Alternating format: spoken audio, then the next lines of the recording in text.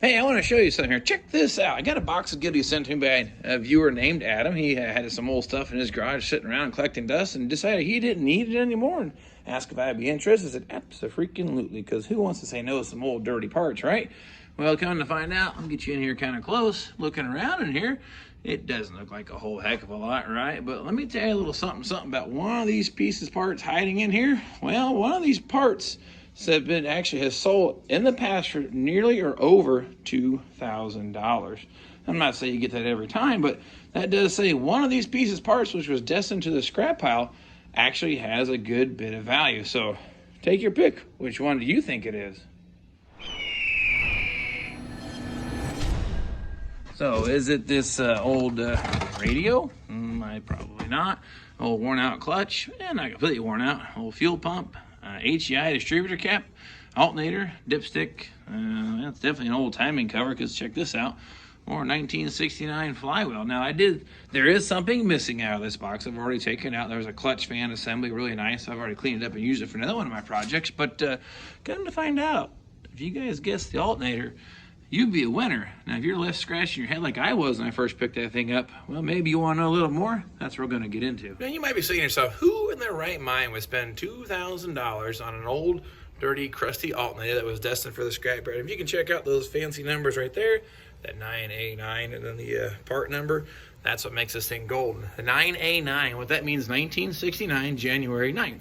Well, here's the other thing. It's internally regulated. It's kind of odd because, well, I've owned many Firebirds, particularly 3 1969 Firebirds, and none of them had this alternator because it is a 400 car alternator. Especially Ram Air cars in particular really kind of have these, I guess, for firewall clearance as a voltage regulator. I got all kinds of cool stories. So I took some pictures of this thing here, threw it on Facebook, and I got educated quite a bit. Let me share with you what I learned. Second thoughts, let's go ahead and wrap this thing up, take it inside to finish it, because this is entirely too cold out here today in Indiana. So, Ed, you grab that alternator for me, okay? We'll take this stuff inside where it's a whole heck of a lot warmer, and the wind is something else today. It's a complete mess out here in the garage. I don't really want to be out here. So, what happened? We're just messing with you here, because if you look carefully at this alternator she's picking up off the ground, that's a good old-fashioned externally regulated. I just wanted to mess with you guys a little bit, so anyway, let's go inside. We'll get this thing taken care of. Get you in here. Try to keep this short, sweet, and simple. What makes this thing super special? Of course, start with here the part number 1100-832-9A9. Now, what makes this special is Trans Am production dates line up. If you have a Trans Am trying to do a numbers matching restoration, you need this alternator. The early production dates, what matches up to production of the Trans Am is what I've learned.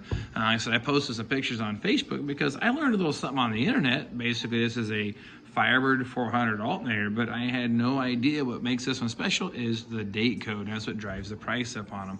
Now, again, I'm not doing this stuff trying to make money. It never was my goal to get rich trying to sell parts. And all I'm trying to do is educate you before you throw something like this away, because honestly, I had this thing in the scrap pile at work.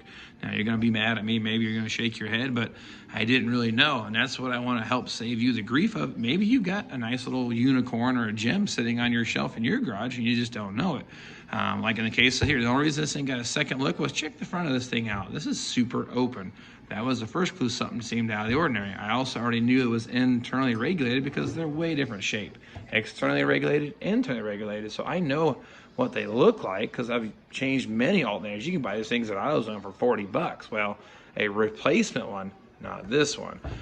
But then what really put me in motion was the date code, that 1969 date code. I never had any idea Pontiac had internally regulated alternators in 69. So that's why I said I got on the old bleep bloop machine here, you call it. I like saying that. It sounds funny. And learned that it was kind of an oddity. But then I put some posts on Facebook just to share a little more of the story. The fact that I actually got this thing, found it in a box, and I threw it away. I learned a lot more about this alternator. I learned that it actually holds a substantial value to some people. So before you ask, it is not for sale. It's actually already sold. It has a new home. I just kept on to it because I wanted to do a little video on it to help educate you before you donate this stuff away or throw it in the scrap pile. And again, another thing here, Adam, the fellow here, you sent me this stuff. I'm not going to do you wrong on this thing here. I'm going to do you pretty solid. I'm going to send you a nice little Christmas card. Be coming in the mail. Should hit you up there before Christmas as saying, hey, thanks for sending this to me. I'm going to take care of you on it. And of course, if any of you guys out there have boxes of old Pontiac parts you don't want, sit me up in the old comments down there. There's a email address. You can send me some pictures of it. And then there's a shipping address too if you just want to ship it to me. But I paid for the shipping for this stuff. But definitely was a victory on this one. But it's not very common. You find that rare unicorn hanging out in a box of goodies. All right, so before you pitch something like this, like I did, make sure you check it out before you do that. It's worth spending a little time. Check it out. The Google search your Firebird forums or Pontiac forums or whatever you might be working on. It's worth digging into because you may have that missing piece to help someone get their dream car back together. Again, I'm not a numbers matching kind of guy, so this doesn't have a whole lot of value to me to at least hold on to. But I do know this is going to help someone build their dream car and get it together. That's a pretty cool opportunity to be part of that situation. And of course, if you've got a box full of goodies you want to send my way, the address again is there in the description. Or if you want some help identifying the parts, send me some pictures. I'll see what I can do to help you out, because maybe you got one of these little hidden unicorns hanging out in your garage. So anyway, about 10 degrees of not warm here today. I'm going to go back in the house and warm up, shut the garage door, and call it quits for today. But we will get back out here, working on the Great Pumpkin, getting really close to putting that engine, transmission, subframe assembly, got all detailed back underneath this car. So you don't want to miss that. So please subscribe, share with your friends. And of course, if you got a box full of goodies maybe you wanted to send to me just the same, let me know. But anyway, I'm going to get the heck out of here, warm up, and we'll catch you guys next time.